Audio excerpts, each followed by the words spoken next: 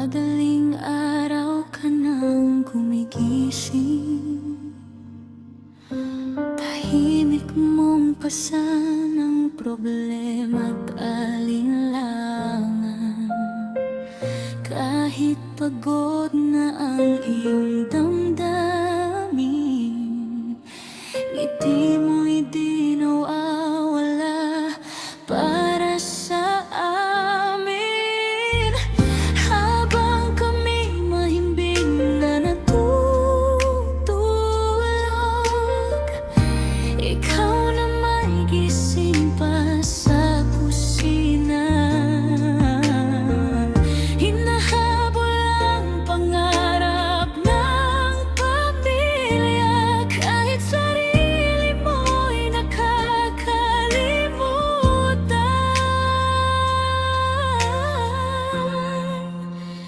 Bawat luha mong lihim na tumutulo, tinago mo lang sa ulan at sa dilim. Di namin nakita noon na ikaw pala'y unti-unting napapagod din.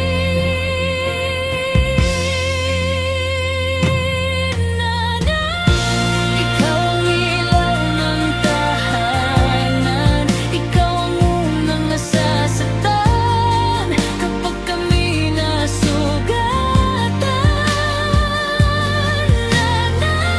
Kahit ubos ka na minsan, patuloy ka pa ring lumalaban para lang sa kinabukasan.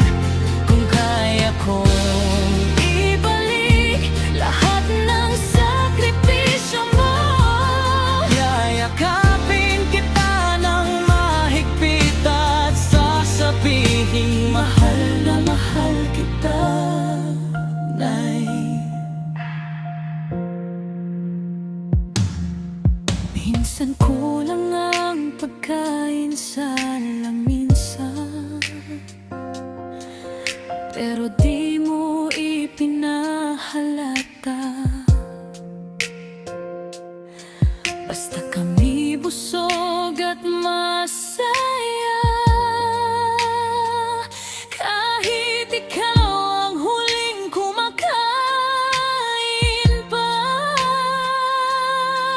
Ilang beses mong isinuko mga pangarap mong gusto, para lang maitawid kami sa mundong puno ng unos at sakit.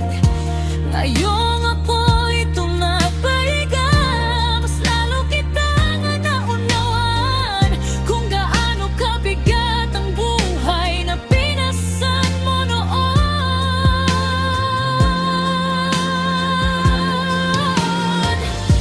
At kung may isang bayani na tunay kong nakilala, hindi siya sikat sa telebisyon, kundi ikaw, nanay ko.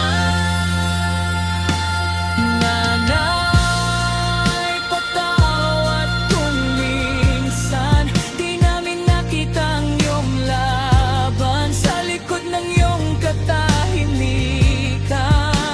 Ikaw ang dahilan kung bakit kami lumalaban. Ikaw ang puso ng aming tahanan.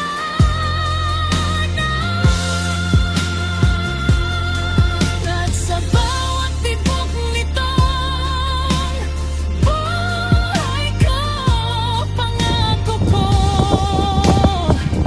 di ka na mag-iisa pa.